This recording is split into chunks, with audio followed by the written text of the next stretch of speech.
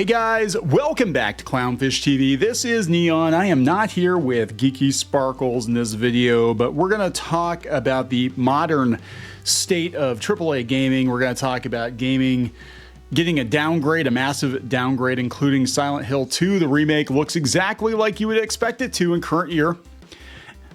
So we're going to talk about that. We're going to talk about Warner Brothers wanting to double down on this kind of nonsense if you read between the lines, and it's going to end catastrophically for them because this is not what gamers want, right? So let's talk about this. Before we get into it any further, please subscribe for more pop culture, news, views, and rants, guys. Go out to Indiegogo. Back Shadowbinders Volume 3, 1 and 2 are also getting reprinted. That will give you a woohoo because Geeky writes this book, right? So check out Shadowbinders Volume 3. You have about 11 days yet to check that out, and we're putting it out on Indiegogo because we had some problems with people backing on our store, and especially if they were international. So we're going to probably use a combination of crowdfunding platforms in our own store going forward.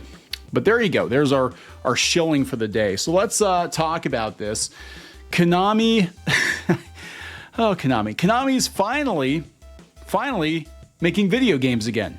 They spent the last, 10 years doing nothing but pachinko machines. Now they're going to make video games again, apparently, because the money's running out on pachinko. I guess there's some laws or something passed in Japan, so they're not going to be able to make the easy money they were making. But this isn't going to make them money.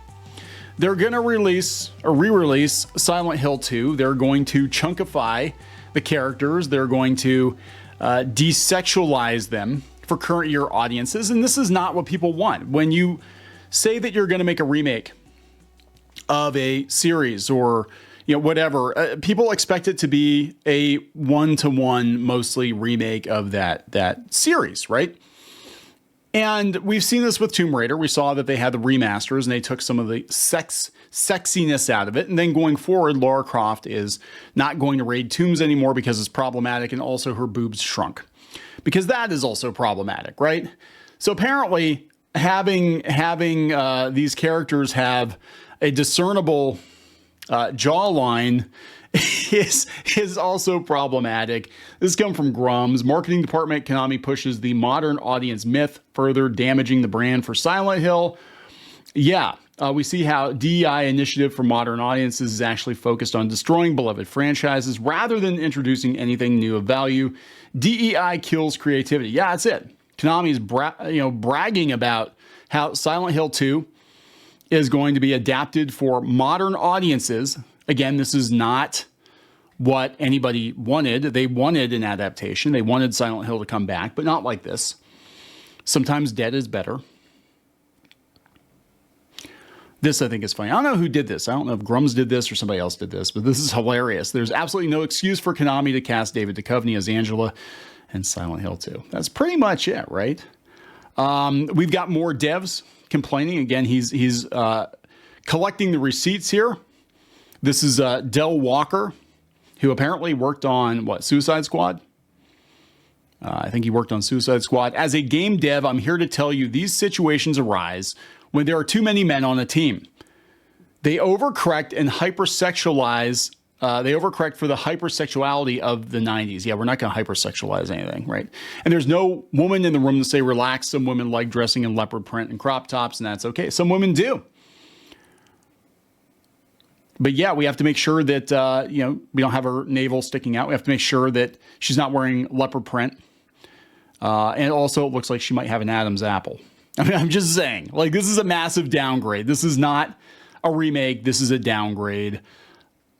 And that's what to expect. Right now, here's the thing that gets me about all this.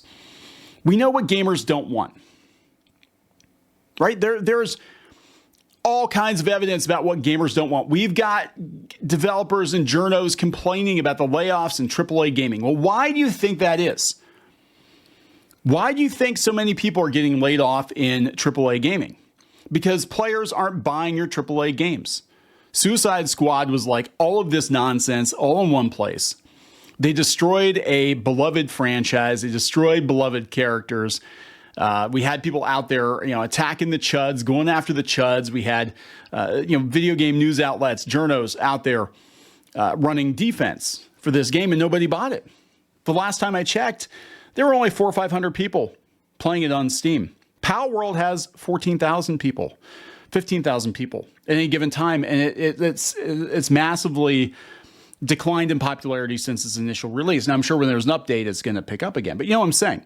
So this is what's going on. People are tired of this in games. They're tired of this in games. We're seeing the financial ramifications of pushing this in games, trying to force people to eat a food they don't want to eat, basically, right? So why you double, triple down on it? There's no more venture capital. Now you're going to have to live and die based on sales. You're going to have to live and die based on the consumer. And what do they want? They don't want this. So why do you keep giving it to them? Then you get angry when they pick something else that doesn't shoehorn in all of these talking points, doesn't destroy legacy characters. Stellar Blade, Helldivers, Power World. The list goes on and on. AA games, indie games. You get angry when they choose these indie games that 15 years ago would have been, no offense to the devs, but they would have been kind of mid-list games. But it beats the alternative. It beats the AAA gaming space at this point because you're going to get beaten over the head with the message. You're going to. And look, if you want to buy these games, you want to play these games, fantastic. I'm just telling you, objectively, there is a correlation between the collapse of the AAA gaming space and the doubling down of the message. Players are actively rejecting AAA titles. I do not believe it's all because of the message, but it certainly isn't helping. It certainly is not helping.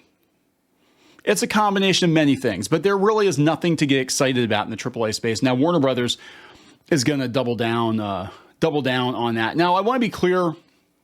We'll talk about that, but mostly when I'm talking about the idiocy going on in gaming right now, I am talking about legacy franchises, legacy characters. This is Conquered, which is a progressive and modern shooter. I guess there are no white dudes in it. I don't know.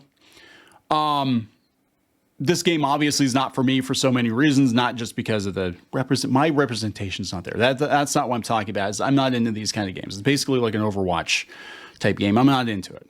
It might be for you. That's fine. I don't have, and it's the same reason why I don't constantly go after Steven Universe or whatever. And we were going after She-Ra and reboots and stupid reboots and whatever, reimaginings, because this is a new game, right? So I don't care. It has its audience. If you can sell enough copies to make it worth making this game good for you, I get, what I'm saying? It's not every game is going to be for every player. And I get that. What I'm mostly talking about is taking legacy franchises and destroying them and then going out and slamming gamers and shaming gamers for not liking your game. It's kind of the same with tabletop games like Thirsty Sword Lesbians. I think it's kind of hilarious. It's obviously not for me, but if they can sell enough copies to make it worth it, that's fine. We covered the game because they were literally telling people not to buy it. If you're a bigot, don't buy this game. It's okay, fine, I'm not going to buy this game. Not that I'm a bigot, but it's obviously not for me. As a straight dude, Thirsty Sword, well, I don't know. Some straight dudes probably would be into Thirsty Sword Lesbians, but I'm saying it. This game is obviously not for me, and that's fine. Not every game has to be for every player, but when you try to take existing IP and distort it, twist it, change it, and then tell the audience that they're horrible people because they don't like the changes, that's not good. This is going to be it's going to be another disaster, I think. Just my personal opinion. But then again, we're going to have new players that they don't know any better. They never played the original. They don't know. So this is coming from Bounding into Comics. Spencer Baculi. Warner Brothers Games launches new Women and Non-Binary Leadership Program in order to upend the gaming industry's male-dominated characterization. They haven't upended AAA gaming already? I think AAA gaming's been upended. So they're talking about how this is gonna right the ship after the financial disaster that was Suicide Squad killed the Justice League and the live service debacles. Again, Warner Brothers said that they want to double down on live service games. I can almost guarantee you that the next Hogwarts Legacy will be a live service game. Hogwarts is going to charge tuition for the first time in its history, I'm sure. But Suicide Squad cost Warner Brothers $200 million. And they're going to apply the logic or the lack of logic used to make Suicide Squad to like everything, I guess. It's, you know, here we go. I gotta walk you through this because there's so many things to unpack here. Revealed to the public courtesy of built-in contributor Bridget Hogan on May 22nd, following the conclusion of its inaugural 6-month run. The leadership program reportedly engages 25 women and non-binary leaders from across Warner Brothers Games, 11 global studios, and global publishing and central teams with the goal of cultivating career development opportunities for underrepresented individuals within the gaming sector. Yeah, whatever. Elevating diverse voices to leadership roles and shaping a more inclusive future for the industry. Or if the diverse voices are qualified, sure. Sure, but shaping a more inclusive future for the industry. We know what that looks like. It looks like David Duchovny. That's what that looks like 9 times out of 10. Warner Brothers Games, a division of Warner Brothers Discovery, has launched a woman and non-binary leadership program to upend the gaming industry's male-dominated characterization. Central to the program's success is its emphasis on community building and self-reflection. Through a blend of structured workshops and candid conversations, participants found a safe space to share experiences and support one another. Beyond professional growth, the program sparked personal revelations, leading participants to prioritize self-care and embrace opportunities for continuous learning. That's not the goal of work, right? I'm sorry. Maybe I'm old. Okay, but that's not the goal of work. The goal of work is to make money for your company so your company can pay everybody to live. If you want to have a journey of self-discovery, that is something that you do outside of work. Now, is it beneficial to the company to help their employees with mental or physical issues? Yeah, it is, because you want to make sure that they're at their best when they're working for you. But at the end of the day, let's not confuse a job with preschool or a church group or a support group of any kind. It is a job. Your job is to make the company money. And if everybody's sitting around singing Kumbaya, you're not going to make the company money, as evidenced by the last freaking 10 years of tech. It doesn't make the company money. It just looks profitable on paper because everybody's sucking off that venture capitalist teat. And it's ending. The milk has run dry. There is no more milk. It doesn't matter how hard you suck, you're not going to get anything out of it. I'm just saying. So this is Jessica Durchin, a senior producer for Warner Brothers Games' upcoming Wonder Woman title. She says, if you're resistant to a program like this, maybe consider it from a position of self-care. Because the people I met and how the program was organized, I found I was feeling better each day. It was self-care to learn something new. Even something as simple as finding out I can access LinkedIn Learning through my company membership helped me grow and find new outlets that are both good for me and that help me to feel good. You know what helps me to feel good? Making money. Staying employed. You know, the worst I've felt in my life, one of the lowest points I ever had in my life, was getting laid off from my job. When I was just starting, we're starting our family. We just bought a house. I thought I was doing right by the company. I did what I could do to make the company money. And it was just macroeconomic circumstances. Our industry was cratering and I got laid off. And I felt like a pile of shit. I did. And the economy was not good. This would be early 2010s.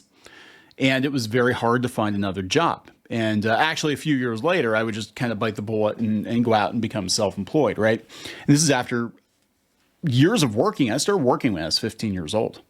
I was sweeping floors in a mail order computer warehouse. That was my first job. And then that got me into building PCs. So, and then that kind of led to everything else I did, right? So, it helps you feel good to make sure that you're going to continue to have a job. It helps you feel good to make sure that your colleagues are going to continue to have their jobs, that you do something colossally stupid like gamble away $200 million on Suicide Squad so that everybody can keep their jobs. I'm seeing a lot of freaking out. I've actually had people forward me emails from game devs that are freaking the hell out because a lot of these people came into the scene when times were good and they've never known a rough patch. They've never seen a downturn in their industry. They didn't think it was possible. And they're having a really hard time mentally wrapping their heads around the fact that when the money runs out, the jobs dry up, and you might have to do something outside your field. And they're really trying to console each other. And like, look, it's, again, one of the lowest periods of my life was getting laid off and not being able to find something else right away. But you're hastening the demise of the video game industry by prioritizing what makes you feel good, and what appeals to current year sensibilities in San Francisco versus making games that fucking sell. And that would be my speech. If you worked for me, if I had a game company and you worked for me, I'd be like, you know what we do, guys? This is our plan. This is our plan for the year. We make games that fucking sell. What do players want? Doesn't matter what you want. If players don't want thirsty sword lesbians, maybe they do, then we don't make it. Or if we make it, we realize it's not going to make as much money as something else. If we sell a Tomb Raider game and we take away raiding tombs because it's problematic and we take away Lara Croft's assets that she was known for years, the game probably isn't going to sell as well as it did in the past. Are you prepared to take that hit? Are you prepared to dump hundreds of millions of dollars into a game that will most likely fall flat on its ass? And if the answer is yes, and you want to burn money, and your employer is okay with you just burning fat stacks of cash, then go for it. And if you feel good taking your taking your mental health breaks or whatever, and they're okay with it, whatever. But don't come crying to the media in 6 months or a year or 2 years when the bottom falls out of your studio because you weren't making products that sell. Same with comics, same with animation, same with Hollywood. You know, it's nice to have these ideals of what you think the audience should want. But at the end of the day, you don't get to dictate what the audience wants to buy. It's in your head. You think you can, you think you've got that power. And they've tried this for years. They try to bully people into liking certain things that they just don't like. And they're just going to reject. And it backfires every time. It actually, when you tell people they have to like something, they have to, or they're terrible people, a lot of times it has the opposite effect, and they go against you, they turn against you, they actively boycott. They smear the game before it comes out, even if the game is good, and even if the movie is good. This happened in several occasions recently. I can think of movies that the people associated with the movie, the producers or the actors or whatever, said really stupid shit that cost everybody their jobs. So you really have to think about this. You know, what is your self-care more important than making sure everybody can take care of themselves with a steady paycheck? And you know what I'm saying? So ideally, yeah, we would have the best of both worlds. That's not the way the economy works, as we found out. And everybody was living in fantasy land for a very long time. We had monopoly money, we had venture capital, and now that's run out. Now we have to go back to bare bones capitalism, supply and demand. And there is a massive supply of shitty AAA titles out there and no demand for them. So there's not going to be much of a future for devs that don't want to give players what they actually want. Gonna wrap it up, guys. Please subscribe for more pop culture news, views, and rants. We'll talk later.